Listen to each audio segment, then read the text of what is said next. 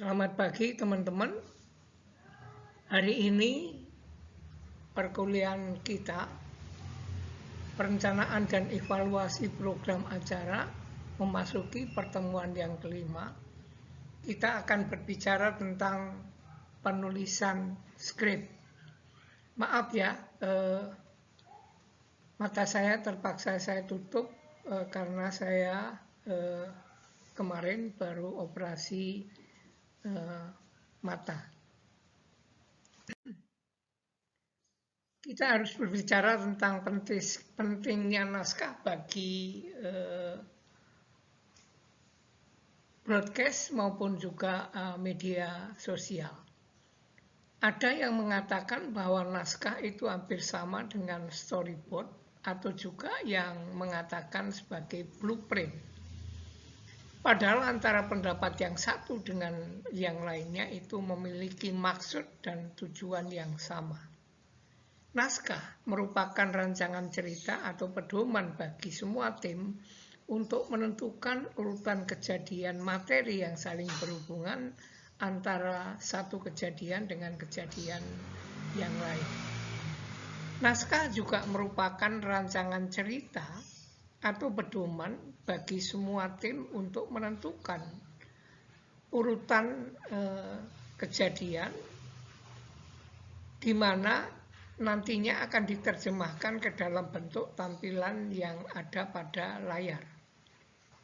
Kita masuk tentang panduan script writing untuk script writer. Script diperlukan agar siaran berjalan lancar, efektif, dan sesuai dengan durasi.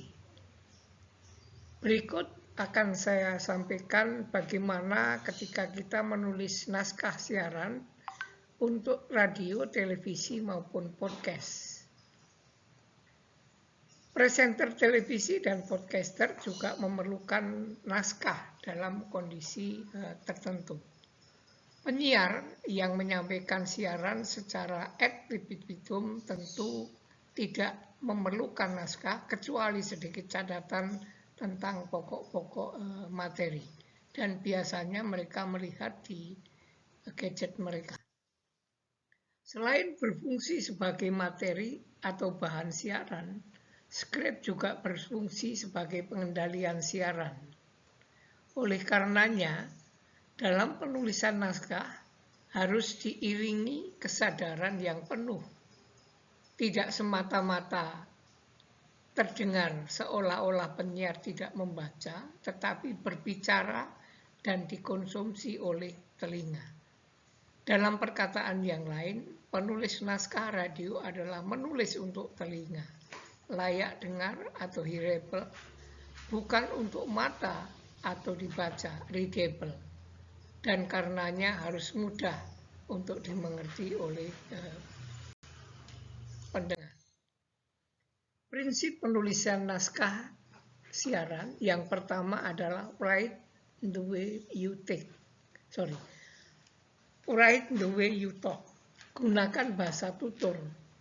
Maka naskah harus menggunakan spoken language, conversational language, yaitu bahasa percakapan informal atau kata-kata kalimat yang bisa dikemukakan dalam obrolan sehari-hari. Yang kedua ada unsur case, keep it simple and short, yaitu menggunakan kalimat yang sederhana dan singkat sehingga mudah untuk dimengerti. Yang ketiga ada ELF, yaitu Easy Listening Formula. Naskah harus menggunakan rumus enak didengar, di mana susunan kalimat yang jika diucapkan selain enak didengar juga sekali ucap langsung dimengerti.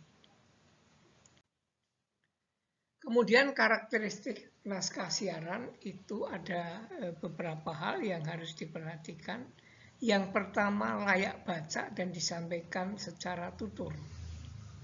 Kita tidak bisa menulis pukul 16.00 WIB tetapi ditulis jam 4 sore. Demikian juga kita tidak bisa mengatakan partai berani kalah PBK tetapi kita menulisnya partai berani kalah atau P garis strip B strip K. Kemudian yang kedua adalah bersifat langsung. Yang ketiga adalah sekali baca selesai atau sekali ucap langsung dimengerti. Yang keempat adalah bersifat personal. Kemudian yang kelima, kita harus menyadari yang keluar hanya suara. Maka bacalah naskah dengan keras dan jelas untuk meyakinkan bahwa suara yang dihasilkan sesuai yang dikehendaki, yaitu ringkas, mudah dibaca, langsung pada intinya, alami atau wajar sebagai percakapan sehari-hari. Yang keenam adalah jelas. Kemudian yang ketujuh tentu saja ringkas. Agar apa? Agar satu ide untuk satu kalimat. Yang kedelapan adalah sederhana. Kemudian yang kesembilan adalah aktif. Prinsip yang ke-10 adalah imajinatif. Kemudian jangan lupa harus menghindari akronim.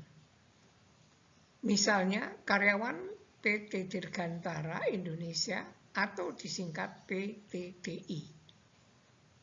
Kemudian juga ada pembulatan angka, misalkan 1052 menjadi 1000 lebih. Kemudian secara global dan juga logis. Kemudian juga bercerita, dan yang tidak kalah pentingnya adalah sign posting. Itu hal-hal yang harus diperhatikan ketika kita menulis untuk naskah.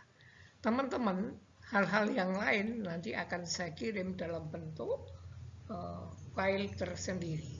Kita hanya berbicara dalam konteks waktu yang singkat sesuai dengan durasi yang diperlukan pada saat kita melakukan re-class. Sekali lagi saya mohon maaf karena mata saya yang satu tertutup, tidak bisa membaca dengan jelas, tetapi saya yakin di dalam uraian yang saya kirimkan dalam file yang berbeda, semuanya akan menjadi jelas. Apabila ada hal-hal yang kurang dimengerti, silakan untuk ditanyakan. Jangan lupa dibuka di Piklas kita, kemudian ini juga akan saya upload di YouTube. Demikian pertemuan yang ke-5 ini. Selebihnya saya ucapkan terima kasih. Sampai berjumpa di minggu yang akan datang. Terima kasih.